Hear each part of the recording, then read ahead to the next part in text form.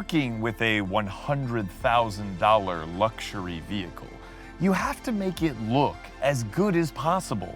So let's take a look at this Genesis G90, and let's also take a look at how do I shoot such a decadent vehicle.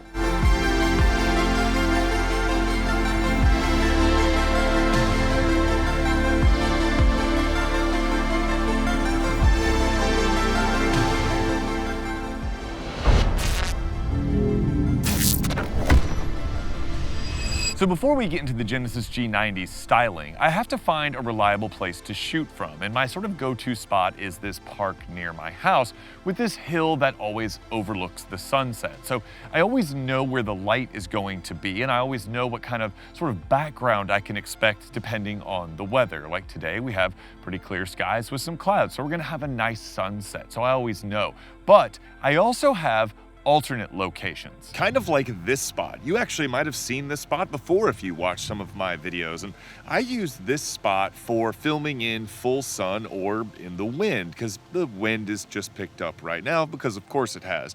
But if it's a particularly windy day, I use this spot where the trees kind of block the wind, and I also know that the sun is going to peek through right about there around sunset time and give me a really nice background. And this spot here, this is a great place if you're filming trucks or more off-road biased vehicles, or if the park is crowded, you know, otherwise occupied. So this is actually like a horse trailer drop-off, because there's horse trails at this park. So assuming there are no horses, although there were in one video I did, and that was kind of cool, I can use this area or turn to this side, or if I want woods in the background, over to this side. That gives me a lot of options, and it also kind of differentiates the videos a little bit, so you guys don't go, isn't that the same background you always use? Which, you know, guilty. And in all of these places, this beautiful pearlescent white G90 shines, doesn't it? I mean, the styling of the G90 is so fresh, it's so bold, it's such a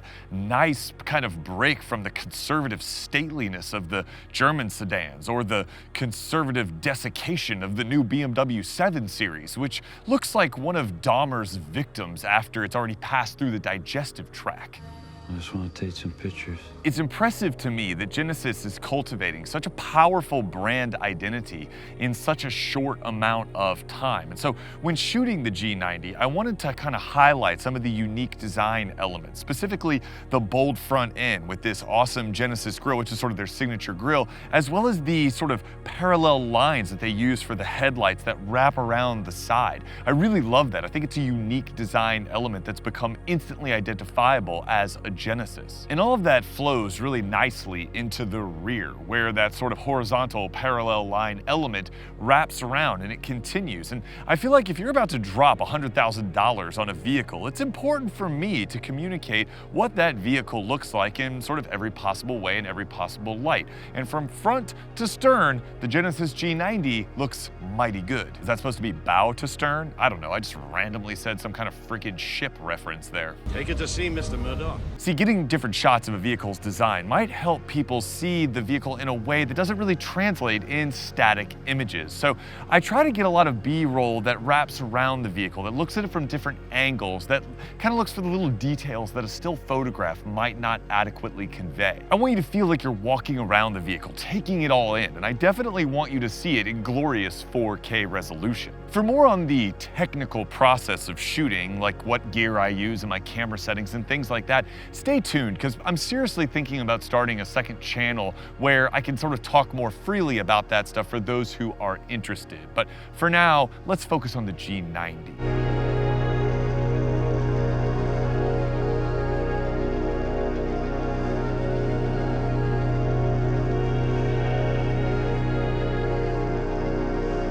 Of course, a bunch of camera views should obviously highlight the interior, especially when you're talking about an enormous luxury sedan whose main purpose is to spoil its rear passengers. Quick addendum, the seat is actually back because you get out of the car and the seat rolls back for you. I actually have a lot more legroom and I'm 6'6" in case you're wondering, so don't think that the G90 is small in any sense of the word. But coming back here, I want to show you guys things like the freaking pillows on the headrest, the vanity mirrors that drop down from the ceiling, along with the, I think, 23 speaker, like Bang & Olufsen sound system. You've got a center console here that gives you complete control over all of your seat functions, including heating, cooling, massaging, and you can move it around and recline it, raise it and lower it, and all those kind of good things. This seat here, behind the passenger seat, has even more control, and you can push the passenger seat forward and you can extend a footrest and really, really live up to everything that the G90 has to offer. Basically, when Genesis was like, how many options should we put into the G90? The product planner said, everyone! Oh, but does it include a fold-down widescreen TV? No, because that's for losers. You're not a loser, are you? Nah. When you have features such as a mood curator and forged carbon fiber trim with metal inlays, and all of the 23 glorious speakers of that Bang & Olufsen sound system, you want to get a variety of shots to really help people to understand how nice this interior is. You want to highlight the sumptuous materials. You don't want to just get shots of this glorious Napa leather, but you want to get up close to it. You want to see the seams and the stitching. You want to let the audience really feel it by just looking at it. And that's what I think the Genesis interior is really good at. It looks as good as it feels, and it feels as good as it looks. I mean, I gotta admit to you guys, I didn't know that I wanted forged carbon fiber trim in my luxury vehicle until I saw this interior. Now I absolutely want forged carbon fiber trim on the interior of my luxury sedan. This is why I try to shoot the interior at all focal lengths, from 24 to 70. That's the lens I have on my camera right now. I have a 24 to 72.8, and I wanna shoot it at all the focal lengths so you see all of the different ways that the interior can be perceived, at least visually. I wanna draw attention to both the design and the materials, and I can promise you that whatever you're looking at right now, it feels as good as it looks. But in order to tell you about the comfort, I actually have to tell you about the comfort. Yeah, these front seats are great. They're highly adjustable in pretty much every position, as well as cushion firmness. So you can dial in how much lumbar and all that you want, but you can also dial in how much butt cushion support that you want. And that can be really useful depending on if you have a messed up back like me or something. I really like the customizability of these seats. Also, as you'd expect at this price, these seats have a massage function, and this is some of the best massage function that I've ever experienced in a vehicle. There's like 5 different modes and multiple different settings. There's a button right here on the door that you can just call up your most recent setting. I mean, that really feels luxurious. It really feels premium. And the setting I have it on right now, like, it's actually kneading into my back. It feels really good. So I love the fact that these seats have a meaningful massage function. It truly feels like a luxury car. Not to mention that literally everything you touch is fantastic. It feels fantastic. All of the materials feel super premium. There's leather everywhere, all up on the high part of the door, on the low part of the door. This forged carbon, love the forged carbon. It just feels good. Everything you touch. This steering wheel, the leather on the steering wheel feels fantastic. The shape of the wheel, the thickness of the wheel, like, it's all just really thoughtful, careful attention to detail. And that explains why Genesis is doing so well right now, why their vehicles are so good and so compelling, because of this attention to detail, this thoughtful attention to detail. It's just mind-boggling how simple the formula really is. Like, it is luxurious because they get all of those little things right. It's like these dual 12.3-inch infotainment screens. The infotainment interface is good, it works well, it's based on Hyundai and Kia's system, but it looks different enough that it feels like you're on another level, like it's a cut above. It's really not, but it just feels different. Like, they did away with the stupid XM radio interface, and now they've got this like really nice looking one, and it just looks a little bit better, and everything feels like it's meant to compete at the level that this car is positioned.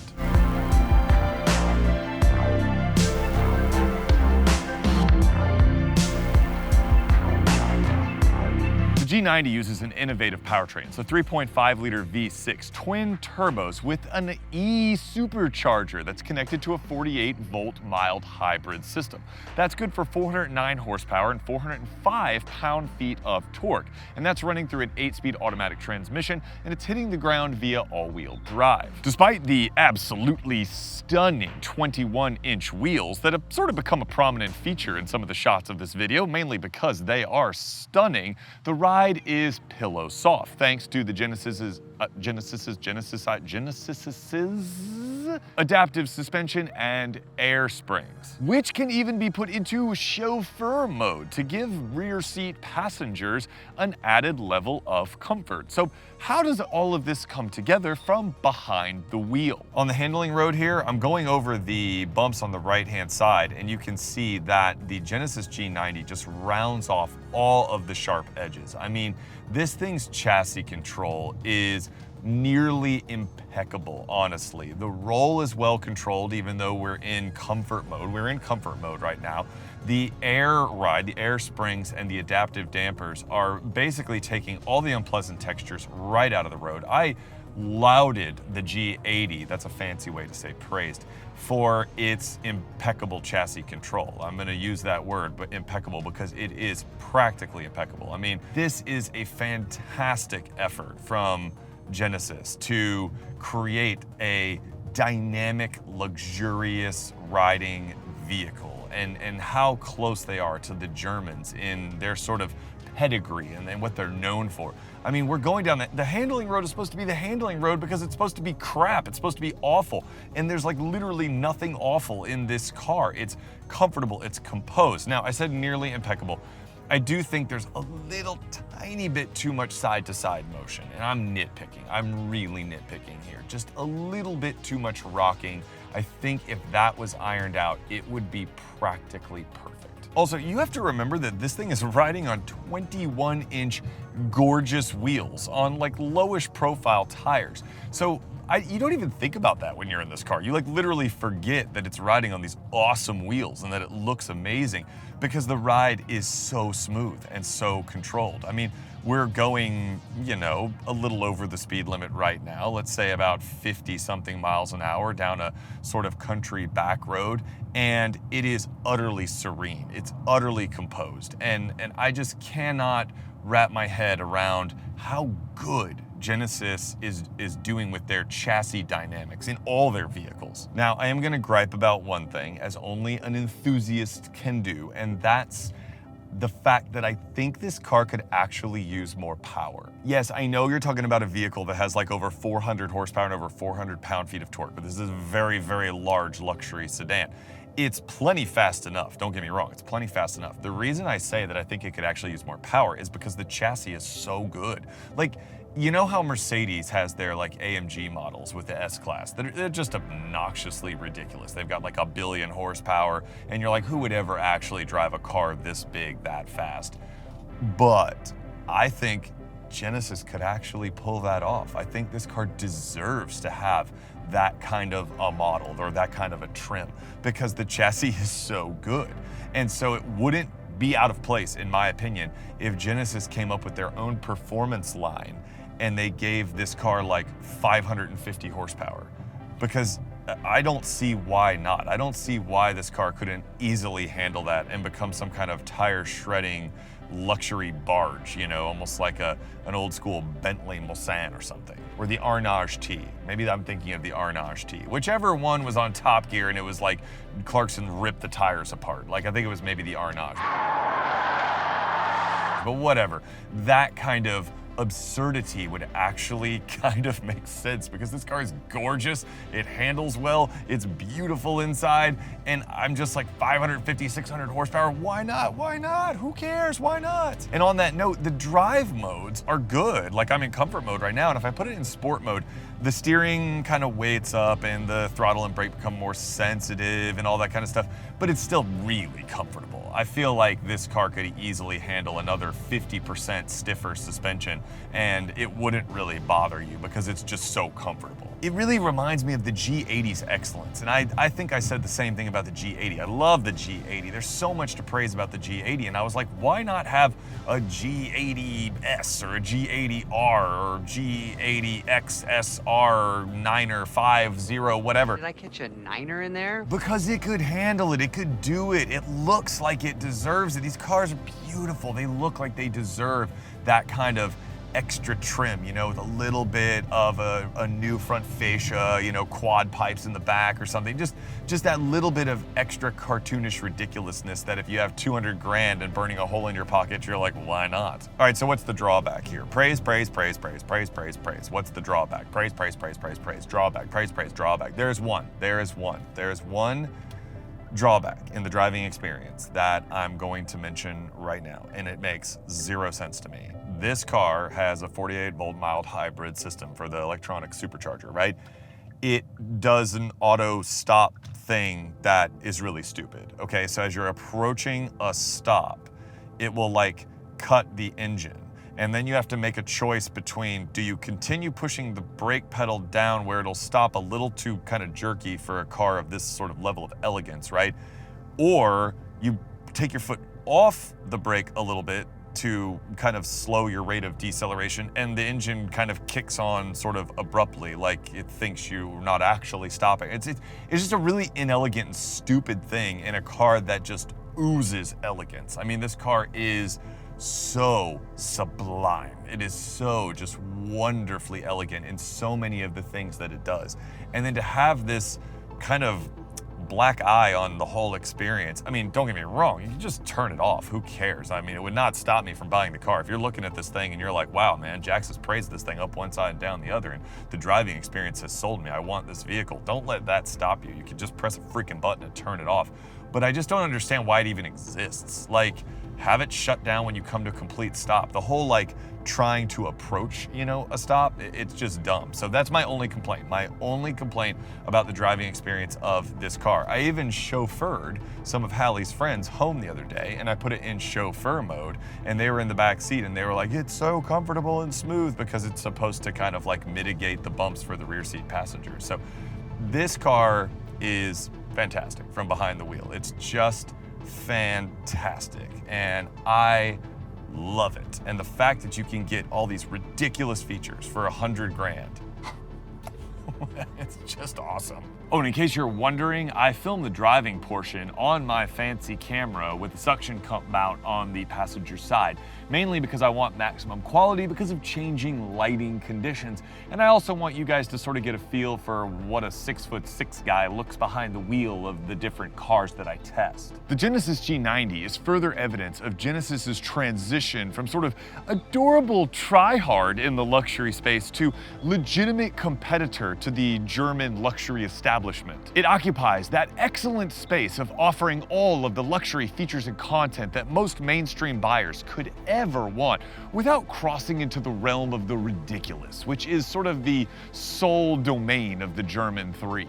The Germans. The materials inside are unquestionably good. The exterior styling and interior design is as unique as it is sort of powerful. And at just over $100,000, as you see it here, as tested, the Genesis still manages to look like a legitimate value against the German competition. Come on, it's clear. What's clear? So should you buy one? Well, yes, if you're like me and you'd rather drive something unique that's full of thoughtful touches and has an amazing exterior design rather than something derivative full of useless crap that nobody wants. But if you really have your heart set on overpaying for a bunch of ridiculous features like gesture control and screens everywhere and other options that are very likely to break as soon as your lease is up, by all means buy something like an S-Class or a 7 Series. Just know that the Genesis G90 is fully loaded as you see it here at $101,000, and the Mercedes-Benz S-Class starts at $111,000.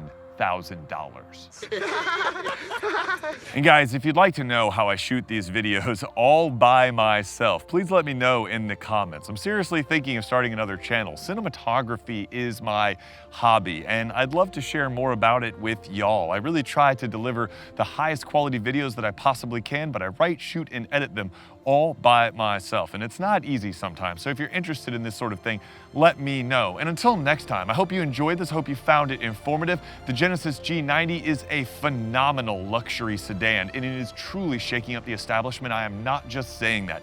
If I had to buy a full-size luxury sedan right now, it would be hard to displace the G90 in my mind. I like it that much. Oof, that forged carbon, I might just get it for the forged carbon fiber. Anyway, let's wrap this up. Until next time, drive safe. I'll see you in the next review. All right, peace.